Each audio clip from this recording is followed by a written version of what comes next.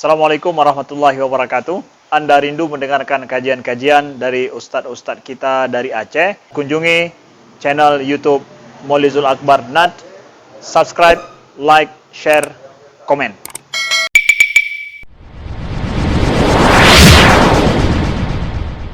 Assalamualaikum warahmatullahi wabarakatuh.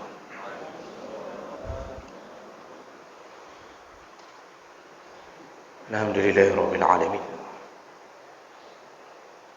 Hamdan katsiran tayyiban mubarakan fihi. Asyhadu an la ilaha illallah wahdahu la syarika lah. Wa asyhadu anna Muhammadan 'abduhu wa rasuluhul karim. Allahumma shalli wa sallim ala nabiyyina wa sayyidina al-Mustafa Muhammadin wa ala alihi wa ashabihi ajma'in. Amma ba'd. Rabbi shrah li sadri wa yassir li amri wahlul 'uqdatam min lisani yafqahu qawli. Segala puji bagi Allah, kemudian salawat dan salam pada Rasulullah, pada keluarga dan seluruh sahabat-sahabatnya. Bapak Ibu jemaah salat subuh yang Allah muliakan insyaallah. Di pertemuan yang lalu kita sudah membahas tentang salah satu penghargaan dari Allah untuk orang-orang yang suka menuntut ilmu ke masjid-masjid, baik di pagi hari maupun di sore hari. Artinya siang malam dia datang ke masjid untuk menuntut ilmu, pengajian-pengajian yang memang difokuskan di masjid. Maka Rasulullah mengatakan, kalau dia datang ikhlas karena Allah, maka pulang dari masjid kana lahu ka ajri hajin tamma hajjatahu. Dia mendapatkan pahala seperti pahalanya orang-orang yang berhaji, yang sempurna hajinya. Ini hadis sahih. Dan yang dimaksud adalah pahala. Jadi bukan setelah menuntut ilmu kita menjadi pak haji, tidak, tapi pahalanya. Dan tentu berbeda dengan orang yang berhaji. Orang berhaji mendapatkan lebih dengan perjuangan harta, tenaga. Nah, itulah kemuliaan yang Allah beri kepada orang yang mendatangi masjid-masjid untuk menuntut ilmu. Dan kita adalah salah satunya insyaAllah. Bapak-bapak, ibu-ibu yang gemar suka menuntut ilmu, maka telah mendapatkan pahala yang dijanjikan oleh Allah dan Nabi SAW. Baik, kita lanjut. Berikutnya masih seputar menuntut ilmu. Hadis dari Abi Hurairah radhiyallahu anhu. Sami'tu Rasulullah sallallahu alaihi wasallam yaqul. Kata Abu Hurairah, aku mendengarkan Rasulullah sallallahu alaihi wasallam berkata, "Man jaa'a masjidi hadza summa ya'tihi illa li khairin yata'allamahu aw yu'allimuhu fahuwa bimanzilatil mujahid fi sabilillah." Rasulullah mengatakan, barang siapa yang mendatangi masjidku ini, itu yang dimaksud Masjidun Nabawi, dan dia datang benar-benar tujuannya li khair, untuk melakukan kebaikan, dan salah satu kebaikannya adalah ya ta'allam, dia belajar, atau yu'allim, atau dia mengajarkan ilmu tentu yang dimaksud, maka kedudukannya di saat itu bimanzilatil mujahid fi sabilillah. Maka dia di saat itu sedang dianggap mujahid fi sabilillah. Wa man jaa li ghairi zalik, barang siapa yang datang siapa yang datang ke masjid tapi bukan dengan tujuan yang baik, artinya tidak ada rencana menuntut ilmu, tidak belajar, tidak mengajar, atau hanya sekedar numpang lewat menuju ke kamar mandinya, atau apa sajalah yang sifatnya tidak berbentuk kebaikan, atau hanya sekedar pekerjaan mubah, fahuwa bimanzilatir rajul yanzuru ila mata' ghairihi, maka dia di saat itu seperti seseorang yang sedang menikmati kebahagiaan milik orang lain. Ini bahasa Nabi. Hadis ini riwayat Ibnu Majah dengan derajat yang hasan. Artinya hadis ini kuat. Jadi Nabi di sini ingin mengatakan barang siapa yang mendatangi masjid, nah bahasa Nabi di sini masjidku, karena pada waktu itu porosnya masjid ya cuma masjid Nabi. Tapi ini berlaku pada semua masjid. Karena Nabi tidak mengatakan kalimat pengkhususan pada masjidnya. Namun di saat itu semua kegiatan porosnya itu ada di masjid Nabi sallallahu alaihi wasallam. Walaupun ada musalla-musalla kecil di waktu itu di sekitaran masjid-masjid Nabi yang didiami oleh suku-suku yang berbeda, dan itu tercantum dalam beberapa hadis. Jadi kadang-kadang sahabat salat di masjid Nabi, tapi nanti kadang-kadang ada yang salat di musalla-musalla di sukunya sendiri, di baninya sendiri. Contohnya Mu'az bin Jabal itu disebutkan pernah menjadi imam di musalla kampungnya. Artinya kampungnya tidak jauh dari situ. Lalu kemudian ketika salat itu salat Isya, dan beliau membaca surat yang panjang yaitu Al-Baqarah. Kemudian salah seorang makmum mengundurkan diri, tidak lagi mau mengikuti jamaah karena terlalu panjang. Dia memfarak salatnya. Lalu kemudian ada orang yang mengatakan kepada Mu'az, wahai Mu'az, tadi ada yang mengundurkan diri. Mu'az berkata, itu munafik. Itu yang mengundurkan diri dari salat jamaah munafik. Lalu orang yang disebut munafik itu marah, tersinggung ketika mendengar kabar bahwa Mu'az mengatakan dirinya munafik, dan dia melaporkan kepada Nabi sallallahu alaihi wasallam. Lalu Nabi memanggil Mu'az. Lalu Nabi berkata, Mu'az, apakah engkau ingin menjadi penyebar fitnah di antara kaum muslimin? Mu'az terkejut. Lalu Mu'az bertanya, ada apa ya Rasulullah? Kata Rasulullah, kalau engkau melakukan menjadi imam salat Isya, maka cukup baca ayat-ayat yang panjangnya sama seperti Sabbihisma rabbikal a'la atau Hal ataka hadisul ghasyiyah. Jadi kalau Isya itu panjangnya segitu, jangan baca satu surat, itu fitnah nanti. Ternyata Nabi menyalahkan Mu'az, tidak menyalahkan makmum yang melakukan mufaraqah. Di sinilah imam juga harus punya ilmu membaca keadaan makmum. Ini Isya itu jangan baca terlalu panjang. Ukurannya ya ukuran satu halaman seperti Sabbihisma rabbikal a'la atau hal ataka hadisul ghasyiyah, ya, atau yang sejenisnya.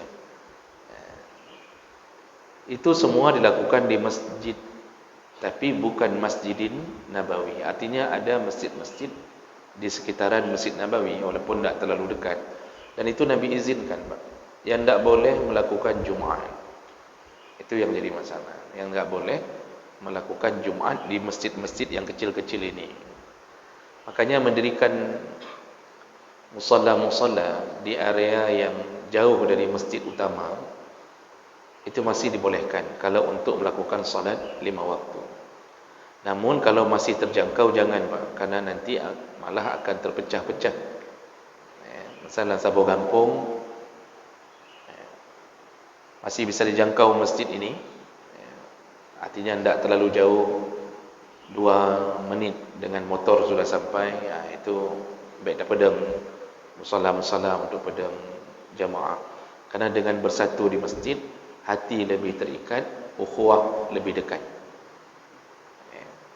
Nah, Nabi di sini menyebutkan barang siapa yang mendatangi masjid lalu kemudian dia melakukan 2 perkara.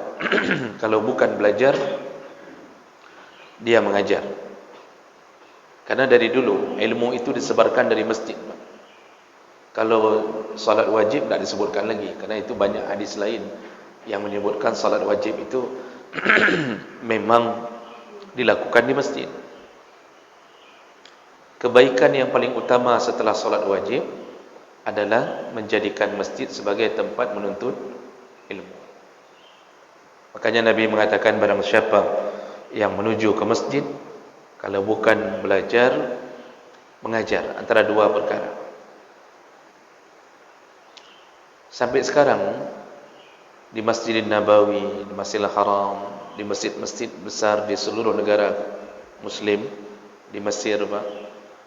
Kalau di Mesir itu di Masjid Al-Azhar, di samping kampus Al-Azhar, itu masjid setelah salat itu dipenuhi dengan ta'lim. Kalau Bapak umrah Masjid Haram, Masjid Nabawi, habis semayang maghrib, itu sudah ada pojok sana, pojok sana, pojok sana. Itu ada tempat-tempat untuk belajar. Jadi orang tak pulang. Orang tak pulang. Kalau di masjid di Mesir, yang Masjid Al-Azhar itu yang kami rasakan langsung, itu di semua pojok masjid itu semua cabang ilmu, ilmu-ilmu besar dalam agama itu dilakukan di pojok-pojok masjid. Nanti usul fiqh sebelah sana, fikih sebelah sana, yang mau tahfiz Quran sebelah sana. Jadi di semua pojok masjid.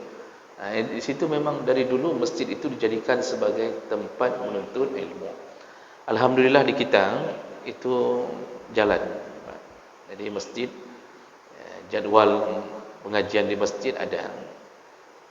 Di masjid kita ini saya lihat di papan pengumuman subuh ada pengajian, kemudian ada pengajian sore, maghrib, kemudian bahkan ada pengajian ibu-ibu.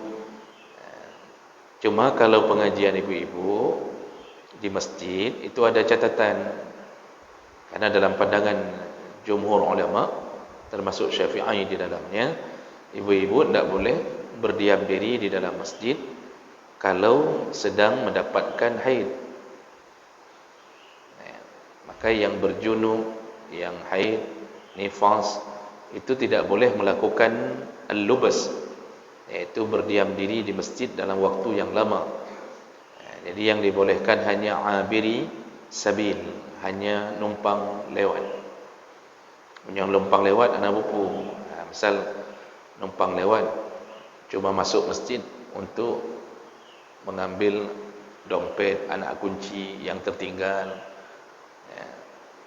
bukan ingin mengambil celengan masjid, kayak itu numpang lewat pun tak boleh. Jadi Makanya ibu-ibu itu kalau melakukan di masjid, kalau yang haid itu duduk aja di teras. Duduknya di teras. Maka pengajian ibu-ibu dalam masjid gad apa gad dilikut. Ini bisa membantu ibu-ibu yang tak bisa melangkah ke masjid. Bahagian mana yang enggak boleh didiami untuk duduk? Di bahagian yang dilakukan solat di dalamnya. Itu catatan para ulama. Di bahagian yang dilakukan solat. Tapi kalau ada ruangan khusus bukan tempat solat, walaupun dia berdampingan dengan masjid tidak mengapa. Atau duduk di teras, yang teras itu tidak mungkin lakukan solat, tidak mengapa. Ini jumhur ulama berpandangan ke sini, Pak. Kenapa dikiaskan kepada junub? Wala junuban illa abiri sabilin hatta taghtasilu, kata Allah. Tak boleh berdiam diri di masjid bagi orang yang junub kecuali dia numpang lewat sampai dia bersuci. Karena haid nifas satu kasus dengan junub sama-sama hadas besar, makanya jumhur ulama mengatakan yang haid tidak boleh berdiam diri di dalam masjid.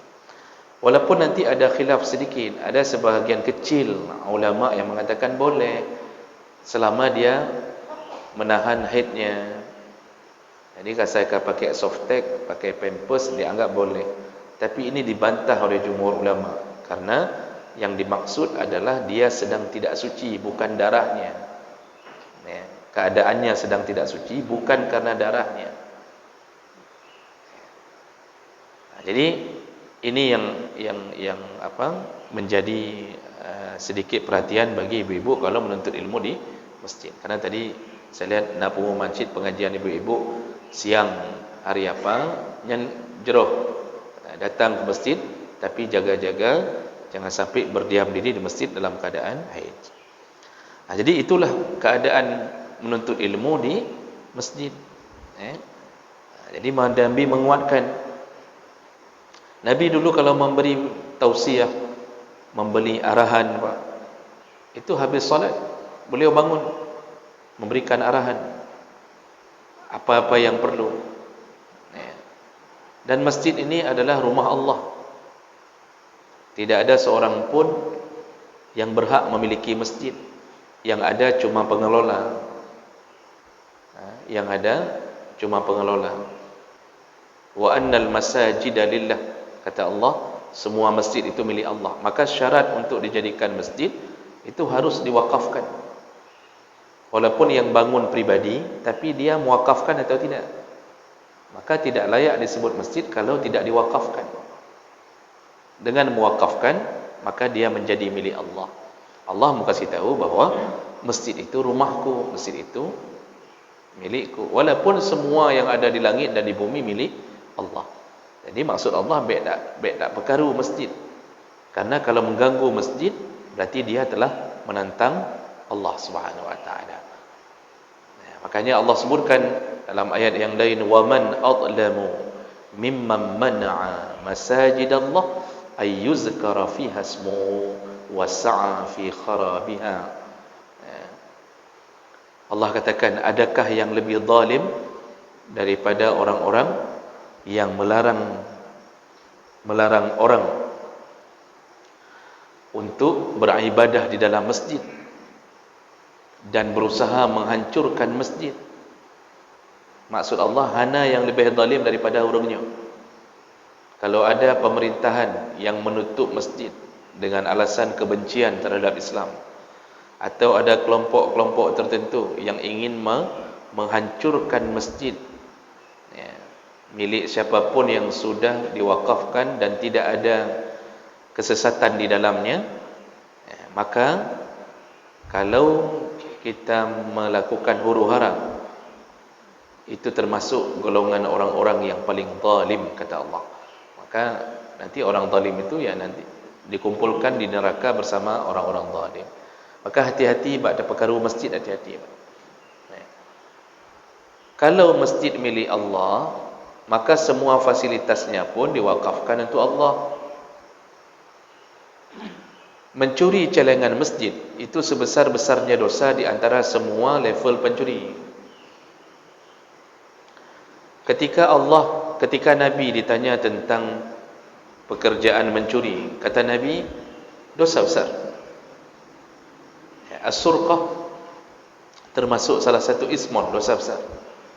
Tetapi Nabi menyambung, dan lebih besar dosanya kalau mencuri di rumah tetangganya. Mencuri dosa besar 10 kali lipat, 10 marrat, 10 kali lipat kata Nabi, lebih besar dosa mencuri di rumah tetangga. Karena tetangga wajib kita jaga kemuliaan, kehormatan. Terus katanya di rumah tetangga ada cemecu. Karena ada yang cukup, sudah pegang bahasa Inggeris ni, cukup palih ya Pak memang. Ada pencuri, dia tidak mau beraksi di kampungnya, dia tidak mau beraksi di kompleknya, dia beraksi di luar kampungnya. Ini sudah dosa besar. Pencuri itu nanti masuk neraka Pak. Pasti. Kalau tidak tobat, kalaupun tobat dia harus mengembalikan hartanya. Kayak mana dia bilang tobat dia tidak mengembalikan harta? Tapi yang lebih besar dosanya ketika dia mencuri milik tetangganya. 10 kali lipat kata Nabi.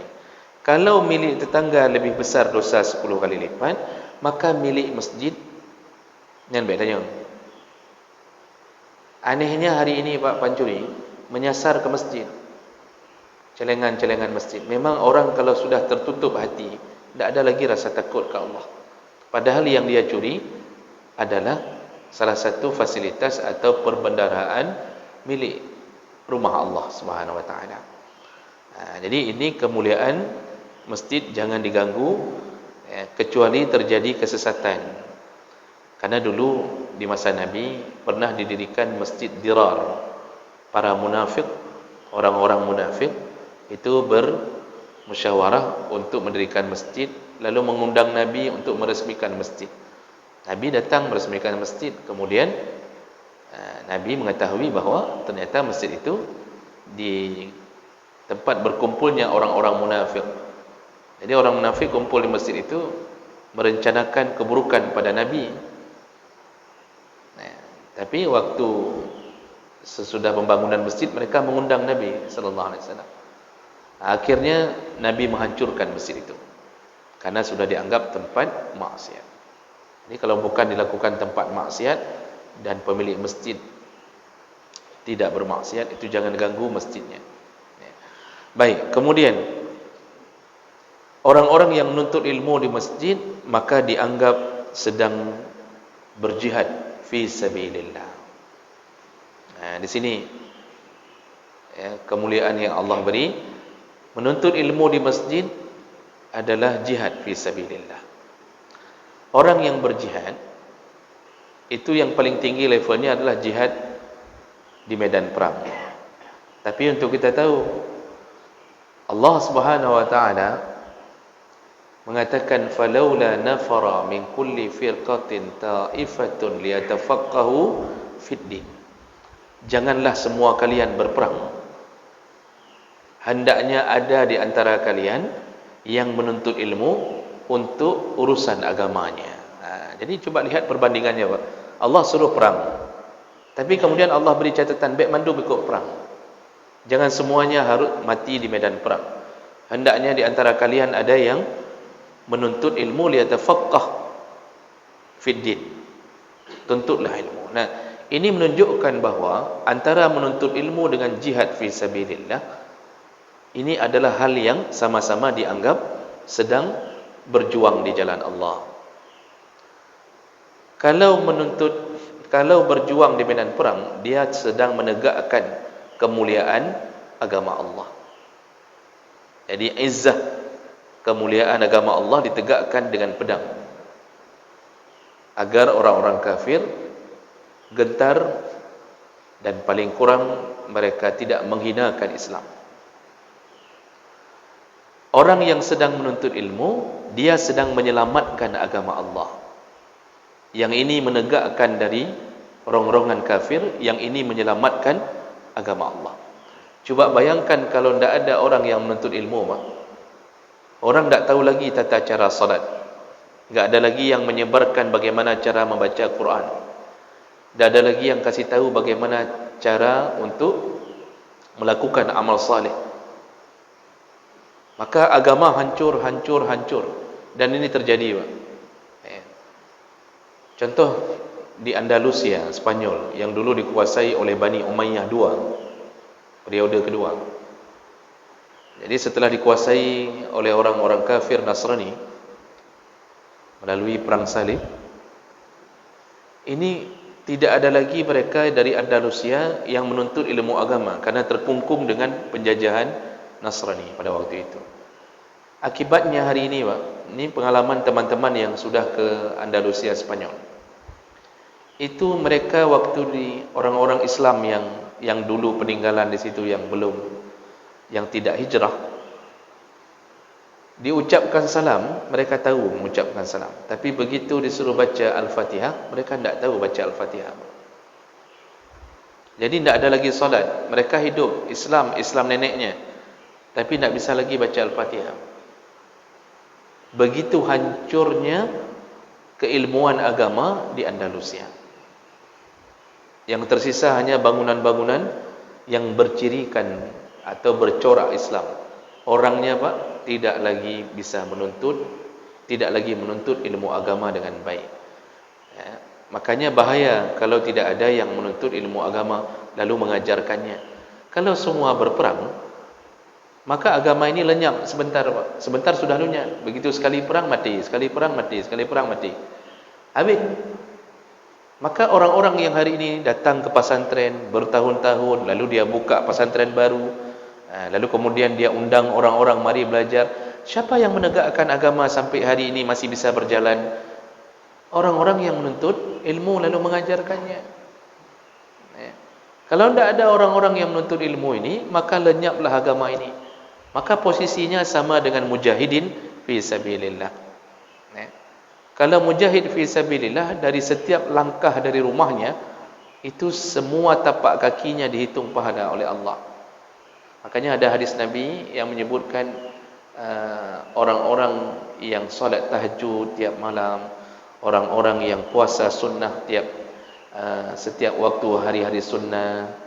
Lalu kemudian Nabi mengatakan tidak sebanding dengan perjalanan seorang yang mujahidin fi sabilillah. Artinya tidak sebanding, tidak sanggup amal-amal sunnah ini melebihi orang-orang yang mujahidin fi sabilillah. Apakah ini hanya berlaku untuk orang yang perang? Ternyata tidak. Ya. Makanya amal-amal sunnah itu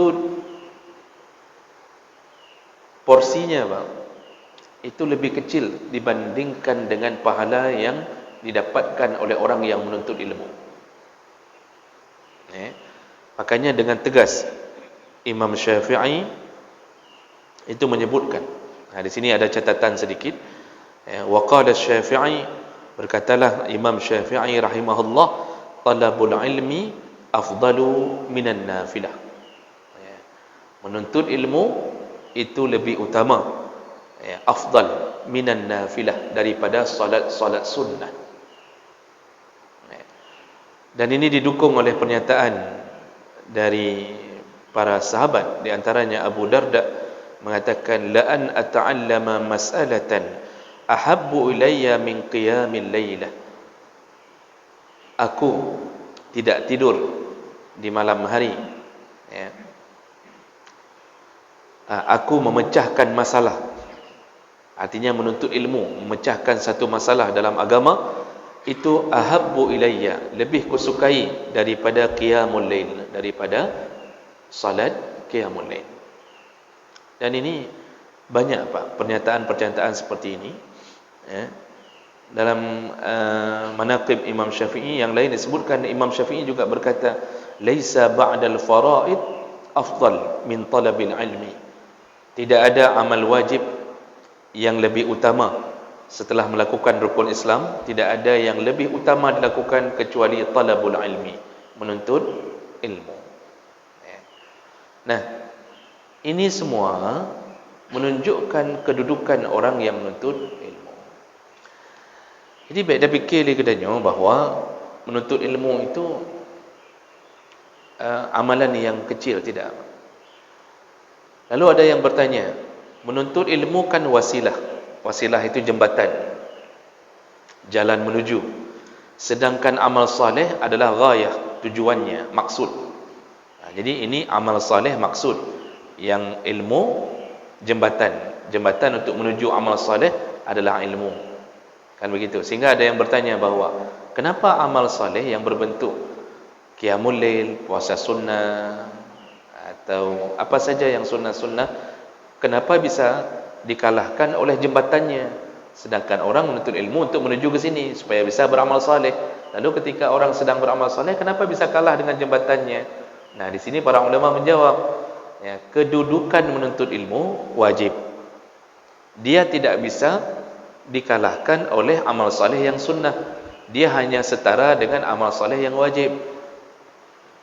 Karena di mana-mana yang wajib itu tetap lebih utama, lebih besar pahala daripada yang sunnah. Orang salat tahajud 8 rakaat, tapi tidak salat subuh 2 rakaat. Padahal salat subuh 2 rakaat yang baru kita lakukan itu lebih utama daripada melakukan tahajud 8 rakaat. Maksud lebih utama bukan meninggalkan tahajud. Kalau kita lihat perbandingan pahalanya. Jadi oleh kerana itu, Bapak Ibu yang Allah muliakan, inilah yang harus difahami.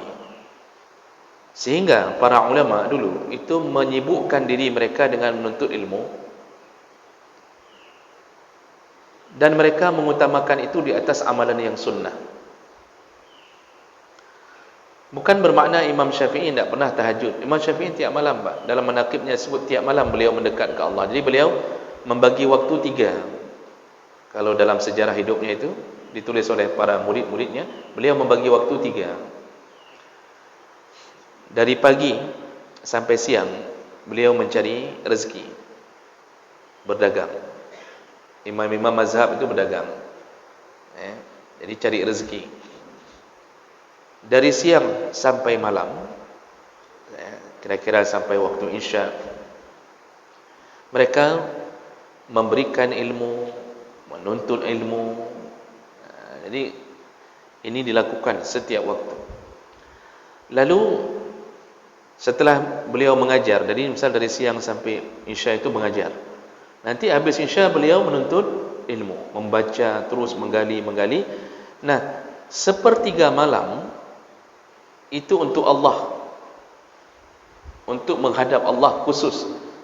Maka mereka semua menghadap Allah di sepertiga malam, khusus menghadap Allah. Begitu kehidupan para mujtahid, para ulama-ulama ini. Jadi benar-benar hidupnya 24 jam itu benar-benar hanya untuk mempersiapkan bekal menuju ke surga. Maka keberkahan Allah turun. Keberkahan Allah turun. Mereka dicintai, diamalkan apa yang mereka katakan, kitab-kitabnya dibaca, murid-muridnya jangan ditanya apa. Menyota hitung gaji Imam Syafi'i mendangnya hanya dok hitung, Pak. Karena dia sifatnya multi level marketing. Dia punya murid, muridnya punya murid, muridnya lagi punya murid. Ini sudah seperti payung besar sekali. Sekarang sudah seluruh dunia. Seluruh dunia. Kenapa saya bilang seluruh dunia? Walaupun mazhab Syafi'i itu dipopulerkan itu di beberapa negara tertentu, termasuk Asia Tenggara. Kalau di Arab itu yang populer di Mesir. Mesir itu bermazhab Syafi'i, dan sebahagian negara-negara lain. Tapi masalah ilmunya itu seluruh dunia, Pak. Mengajarkan ilmunya seluruh dunia. Itu Imam Nawawi saja, salah satu ulama dari mazhab Syafi'i yang belajar dari murid-murid Syafi'i, mengarang kitab, satu kitab Riyadhus Salihin, seluruh negara muslimin membacanya. Seluruh. Jadi bayangkan, Bapak Ibu yang Allah muliakan, hanya karena menuntut ilmu. Maka anak tu hitung boleh gaji. Orang-orang yang menuntut ilmu ni banyak sekali pahalanya. Oleh kerana itu, jangan berhenti daripada menuntut ilmu sampai kita mempersiapkan atau dibuka pintu surga oleh Allah Subhanahu wa taala.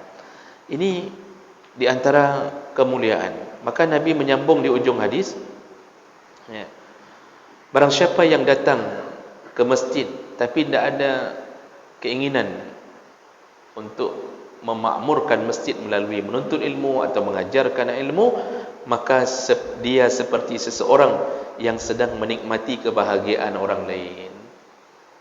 Jadi orang-orang yang di dalam ini apa? Ini sedang bahagia. Kenapa bahagia? Pahala sedang dicatat Allah. Pahalanya pahala mujahidin fi sabilillah. Nanti ada orang lewat, dengar-dengar ada berat. Nah orang lewat, pak, oh kajak ke atoi lu. Dia datang lewat hanya untuk do'i. Karena kebiasaan orang ini, ada orang-orang yang menjadikan masjid tempat do'i, tempat doa. Nanti kalau kita tanya mau ke mana, ke masjid, tukang-tukang becak berhenti di masjid. Kita fikir mau salat duha, mau ngapain buat doa itu. Masjid tempat doa. Nanti waktu salat di SPBU. Mau ngapain ke SPBU? Kunut semayang. Di SPBU semayang, di masjid doa. Maunya kan di SPBU doa, di masjid semayang. Tapi begitu orang keadaan hari ini, Pak, Masya Allah. Nah, orang-orang itu yang numpang lewat di masjid, karena masjid ini mulia, dan mereka berbulak-balik di sekitaran masjid ini, bolak-balik sekitaran masjid, tapi hana manfaat. Apa kata Nabi? Dia seperti orang yang sedang menikmati kebahagiaan orang lain. Ini kita orang yang sedang berbahagia. Maka orang-orang yang tidak ada rencana menuntut ilmu, tidak ada rencana kebaikan, mereka lihat kita sedang berbahagia. Tapi kok enggak ada bahagia kita? Bahagia kita sedang dikumpulkan Allah, Bapak Ibu. Sedang diceleng Allah. Nanti dibuka di hari kiamat. Ya. Tak perlu pun kita kejar-kejar kebahagiaan di dunia. Kenapa? Dunia ini walaupun bahagia sekali, terputus, tidak abadi. Tidak abadi. Ibu-ibu makan rujak. Ibu-ibu makan rujak. Rujak itu kebahagiaan bagi ibu-ibu. Gepajung lincah. Dia makan rujak, itu kebahagiaan bagi ibu-ibu. Apalagi kalau makan rujaknya sambil ngupat, itu bahagia sekali. Contoh, tapi hendak dilakukan ibu-ibu kan. Saya mau bilang bahwa contoh makan rujak, itu bahagia. Tapi setengah jam setelah makan rujak, ibu tak perut, sakit perut. Itulah dunia. Jadi tak perlu kejar kali bahagia di dunia, Pak. Tak usah pun minta sama Allah kita harus berbahagia di dunia. Karena dunia ini bukan tempat untuk membahagiakan. Kaya sekali, ya, sehat sekali, lengkap sempurna kehidupan dalam rumah tangga, tetap kita dihantui oleh kematian. Ya, tadu la rumah pajan mati.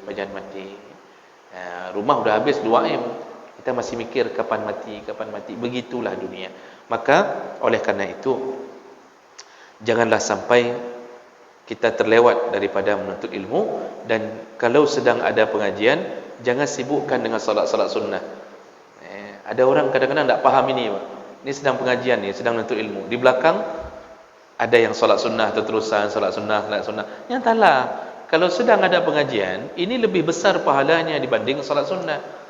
Ada juga yang kalau sedang ada pengajian, dia duduk belakang baca Quran. Baca Quran itu salah satu amalan sunnah. Memahami isi Quran dengan menuntut ilmu itu lebih besar pahalanya. Makanya bapak-bapak ini, ibu-ibu yang diam, duduk diam, saya tak tahu apakah mengerti atau tidak, itu hanya urusan lo. Yang penting duduk diam, dengar mendengarkan, Pak. Walaupun dalam pikiran mungkin kan materi yang diingat. Dia mengingat ini kiban cara ada bayar kredit dan habis lo. Nyo kiban je. Itu tidak masalah. Yang penting badannya ada, dia datang menuntut ilmu. Yang kita manusia kan daya tangkap beda-beda, Pak.